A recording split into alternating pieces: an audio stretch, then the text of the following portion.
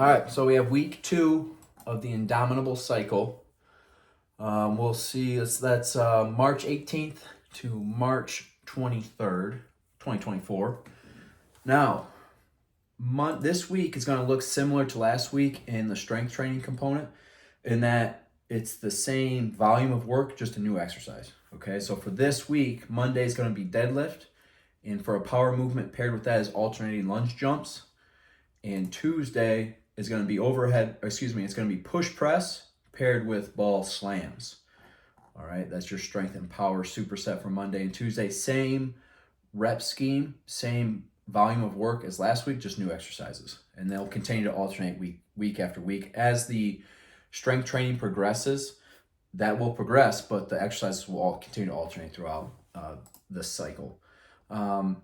Now, Monday's conditioning should be a fun one, if not interesting. It's 2 rounds. So with a running clock, you're going to do 4 minutes, as many rounds as possible of 5 pull-ups, 10 push-ups, 10 sit-ups. And then you're going to do 2 minutes of max rep back squats. What I prescribed is 185 or 135 pounds for that back squat. Scale that appropriate for you. Make it heavy but doable. And again, it's 2 minutes. Not that you have to go continuously for 2 minutes, like repping them out super fast for 2 minutes. So you don't want it to be nothing, but you obviously don't want it to be too heavy either, where you're only able to get a couple reps at a time. So it should be a grind by the end of the 2 minutes. I mean, you may have to re-rack it and take a break, shake your legs out. And for most people, I bet that 185, 135 would be pretty good, but just make it appropriate for you. Probably err on the side of going lighter than heavier. But anyway, so you'll do that one time, rest 5 full minutes, and then you're going to do it again. That is the circuit, that short interval repeat for Monday. Now, Tuesday, let's take a look at that. After our hypertrophy work, we have just one short Metcon, one short conditioning session. It's going to be 4 times. You run 400 meters, 50 push-ups, run 200 meters, 50 bench dips or any kind of dip. If you have the Roman chair dip, you could use those too. And then finishing with another 400-meter run. So the idea is go as unbroken as possible for the calisthenics, for the push-ups and the dips. It's going to be a big-time tricep burner. What I want to see is you go into those calisthenics pretty gassed from the run. So you're super out of breath, and now you got to work through breathing and doing the calisthenics. That's part of the point, part of the intent here. And then Tuesday finishes with our pull-up progression for this cycle. Wednesday's your EFC/active recovery day. Thursday, slow eccentric bench press. 5 sets of 3 on that with a 3-second eccentric, meaning 3 seconds to lower. So you start up at the top on a bench press, 3 full seconds down, brief pause, explode up. Do that for 3 reps per set for 5 sets. It's not for 5 sets. It's for a 3-rep max. So I prescribed 5 sets, but that's just kind of as a reference, as a general guideline. But you can do, if it takes 7 sets, 8 sets, 10 sets, if it takes 2 sets to find your 3-rep max, that's fine. Through Train Heroic, I have to put some number of sets on here. I don't want to just leave it blank, and that'd be super confusing. So take as many sets as you need to find a 3-rep max on a 3-second eccentric bench press. Okay.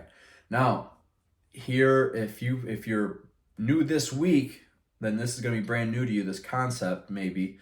But this is our 2nd week of doing barbell complexes. So after that slow eccentric bench press, we're doing the body armor complex, which is you're building up to a max weight of 2 strict press, 4 push press, 6 front squat. That is, you're doing all those reps without putting the bar down. There's one exception to that, is if you can't do front squats, you can't get in the position, you don't have straps to extend the grip, or you don't want to do the front cross hold. If you just can't do front squats, you do your 2 strict press, you do your 4 push press, you can rack the weight, go on the back squat, and do a heels elevated back squat. That would be the one exception to putting the bar down. But with that, just make sure that you are minimizing the amount of time that the bar is racked. It should be quick, because what we're training here is strength endurance. Your ability to move heavy weight while fatigued or under high respiratory rate, high heart rate. I think it's pretty clear how that's beneficial to law enforcement officers. So minimize the amount of time you take if you have to transition to the back squat version of it. And again, this is for weight. So you're going to do as many times through this as needed, resting as long as needed in between attempts to build up to the maximum weight you can do safely. 2 strict press, 4 push press, 6 front squat. That is that. And then we have a monostructural conditioning today, 30-second sprints, 6 rounds with 2 minutes rest in between. With a 2 minutes rest, you should be feeling pretty fresh. But that being said, don't go too hot the first round, and then by the end, you have a fraction of that intensity to give. Try to go at a pace, at an intensity you can maintain for all 6 rounds. So the first 30-second round should be maybe like 85%, 90%, maybe 80%, somewhere 80 to 90% range. Because by the end, by the 6th round, that will probably be your 105%. So don't go too hot in the first one. Make it an intensity you can maintain for all 6 rounds. All right, pretty good Thursday session there. Friday, your Flex Friday at reps of 12, which is the same as last week, just new exercises. The progression will continue to, the hypertrophy reps will continue to change, which means the weight will change. But we're going to go alternating back and forth bi-weekly, kind of using the same exercises, but alternating every other week, if that makes sense. I've said it a bunch of times before, a good hypertrophy program is not going to have too much novelty. It's not going to be it's not, what's the thing that everyone thinks, that you need to shock the muscles or surprise the muscles. Yeah, if you're doing the same weight and the same exercises and the same reps for 2 years, then obviously you're not progressing. But you don't need to do these brand new novel exercises every week or every 2 weeks. And in fact, it would probably be detrimental to building muscle. So we stick to the same sets of exercises. So week 1 will have a set of exercises, week 2 will have a set of exercises, and those will alternate throughout the cycle. So it keeps it from getting stale. I don't want it to get boring for you, but I do want it to be a very effective program. And for it to be effective, we got to stick with the same exercises, at least for a cycle or 2. So that's how that's running. So this Flex Friday, new exercises, but same rep scheme as last week. And then next week, you'll see the same exercises as last week, but with a different rep scheme. All right, Tactical Saturday. Your agility work, a 5-10-5 agility drill, five times. Do it 5 sets of 1, and rest as long as needed in between to go maximum effort on that agility drill. It should not feel like an endurance event. It should feel fast and explosive, at least as fast and explosive as you can be for each and every one of those reps, 5 times. And then we have 6 75-meter sprints with a 90-second rest in between. 90 seconds should be a pretty good rest. And then each one of those sprints, again, should be like you are dead sprint for 75 meters, 75 yards, whatever you have.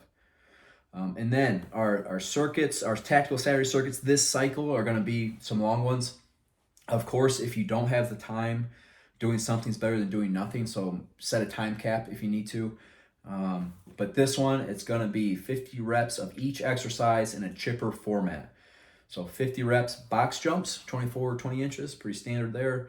Pull-ups, kettlebell swings, walking lunges per leg, sit-ups, push press, back extensions, air squats, and burpees. 50 reps of each of those chipper formats. So you'll do 50 box jumps before doing 50 pull-ups. You do 50 pull-ups before doing the kettlebell swings. Rest as needed in between, but the tactical skill integration is put in place in this one to serve as like a rest. So after you finish your 50 reps of box jumps or each exercise, I want you to apply a tourniquet to a different limb each time, something different. Maybe go eyes closed, definitely go offhand. Go where you have no use of your limb that you're putting a tourniquet on, and practice also where you do have use of your limb that you're putting a tourniquet on. So that will kind of serve as a bit of a rest. And then you're just working through that 4 times, chipper format. So that'll be a total of 9 tourniquet applications in this workout under fatigue. No need to explain why that is important. So that's your week of effective fitness training, week 2 of the Indomitable cycle. If you have any questions, let us know in the Train Heroic chat. Otherwise, have a good week of training. Take care.